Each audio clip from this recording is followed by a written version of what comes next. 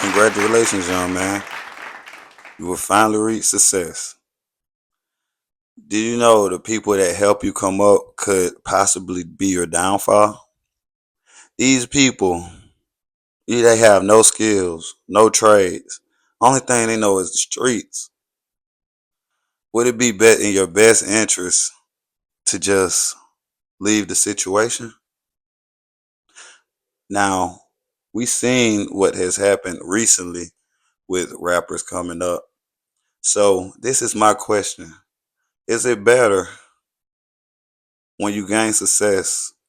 Is it better to leave the people in your hood? I'm only asking this question because of the recent Ricos going down with Lil Baby and Thug and what I'm saying? Not even Lil Baby because he didn't get charged yet, so we're not gonna say Lil Baby. But part of them, it's not them doing things, it's their entourage doing things. Like, so if we all, like, if me, you, and another nigga, ABC, we call our group ABC, and me, I be chilling. I just I rap, and then you do retail marketing or something. Like, you just sell T-shirts or something. And like this other member, he go out and what I'm saying, pop somebody. They gonna put it on, and he bang it like, oh yeah, ABC. You know what I'm saying? We on that. Don't you know that it'll be a Rico against me and you, and we'll spend some time in jail trying to, like, while they try to weed out the cracks. Now, people are guilty by association, granted, but as a rapper, you are looked at as the leader, the money pool, the the endorser.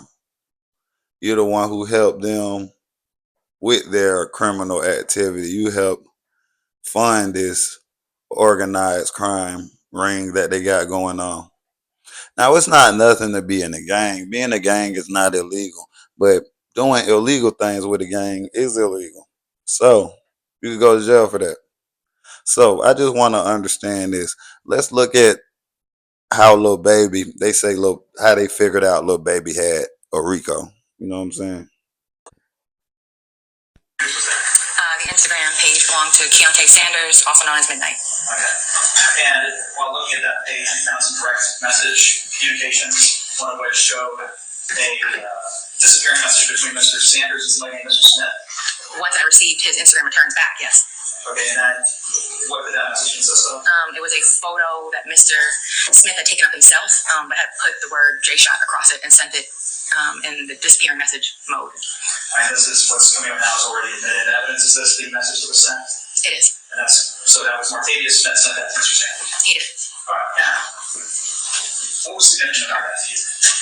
I knew that John Smith was a close associate of the leader of 4PF, Dominique Lil Baby Jones. And 4PF doesn't testify already, but again, did you recognize this being a rivalry with the Goodfellas? And in particular, the only my family subset of the Goodfellas? And their associates, yes. Okay.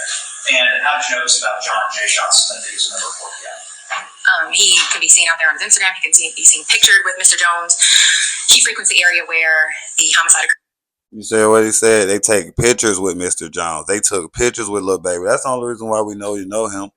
Because you taking pictures, you still in the hood with these guys. Now check it out. As well, he saw the music video out there. Right. So the music video. You know who they talk about, Mr. Jones, is Dominique Jones. And you know who that is, right? That's Lil Baby. That's who they're talking about, okay? For those who don't know. People with the murderers.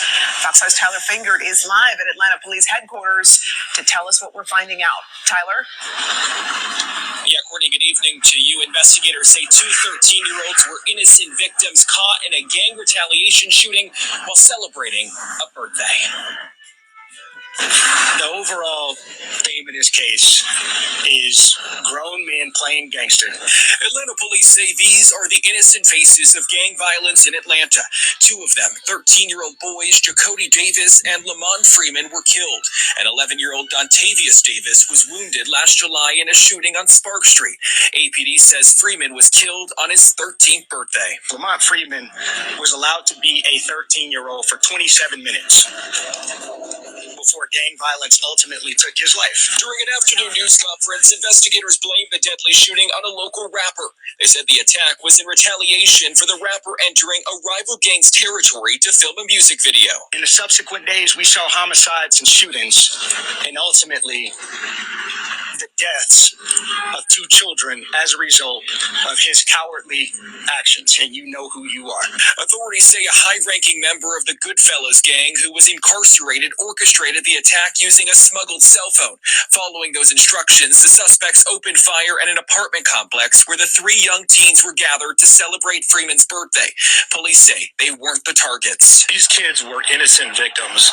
So when we talk about the gang involvement, these 2 13-year-olds and this 11-year-old, they didn't have a gang involvement. Those arrested were identified as Keontae Sanders, Richard Hollis, Reginald Thomas, DeKeithion Mobley, Marcus Crawford, Tradon Crawford, and Ali Caldwell. The final 2 were arrested Tuesday. Police had some tough talk for those responsible. Goodfellas Criminal Street Gang being one of the most hyper-violent gangs in the city of Atlanta, and we will pursue you relentlessly in making sure that we keep this city safe and suppress. I'll have charged All right. 7 people. So it's like what, like they asking like what did Lil Baby do? Lil Baby did nothing but fund this. Like these people mad because they said Lil Baby probably put some money on a certain guy's head, and they got every right to feel how they feel. But like if you wasn't next to them, just understand if they would have got rid of this dude, I think his name was Threat. If they would have got rid of him without Lil Baby around, he wouldn't have had nobody to blame it on. But they could have just did that off the strength. They could have just did that off the muscle. But Buddy know in his head, he like, nah, ain't no way they did that. Nah, that was Lil Baby doing because he got the money, he putting it behind it. Like, and I think allegedly that's probably what he telling the police. I'm not saying he's snitching or whatever. It's just like allegedly. But he like, man, I'm locked up in jail, man. Hey, the other side got to feel this too, because it's a reason why I'm stepping. It's a reason why I'm hurt. So I want to bring them down too with me. And like the only way, even in his way, as the police way, to stop the crime is to stop the funding of the crime. Because you know when you cut the head off, the body fall, and they looking at you as the head of the snake, Lil Baby. And so now they want you to fall. It's the same thing that we've seen the Young Thugger. Like it was like a bunch of people associated with YSL. It was like at the end of the day, you could probably like at that time when Young Thug was shot up. When Young Thug was locked up, you could just shoot somebody up and you could say, well, Young Thug told me to do it on YSL. And like you probably got a good little case. They were like, oh well, just tell on this trial. Like, you know what I'm saying? Because it's a lot of things with the breadwinner, like the money. When they come for the money, just know they want the money. Like, if you know what I'm saying. Like, because they know certain people, like, okay, they'll pay their lawyer fees, but all of a sudden y'all will stop paying for their lawyers. They know if we get the big dog ain't gonna start paying them lawyer fees. He gonna stop paying that court fee because he want to stay out of jail. He want that freedom. Some people probably tap out like around the first round, around the second round, but they know that the superstar, he ready to take it to trial, because he got this expensive lifestyle and they make a lot of money off of it. So I'm just saying, man, you could be guilty by association. You got to pick your friends like you pick your fruit, because at the end of the day, they could be your downfall. So after you gain success, should you leave the hood and leave all your friends, all your people behind? I recommend it. It'll save you time, money, and all these illegal issues facing life in jail. And you being looked at as a negative, like a mob boss, like just because you got money around a lot of gangsters.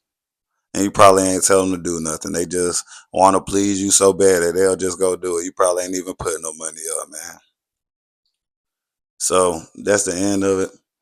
So you got to think to yourself, I know somebody else going to be successful. Somebody watching this video is going to be successful. So I got to ask you this question. Is it better to leave the people behind that help you come up, because at the end, you know where y'all all headed to, is jail? Or is it better to just tag them along and, as the captain would do, go down with the ship? That's just some food for thought, man. But yeah, hit that like button, hit that comment button, hit that subscribe button. Make sure y'all share the video. And check me out on the next one. Yeah. All right.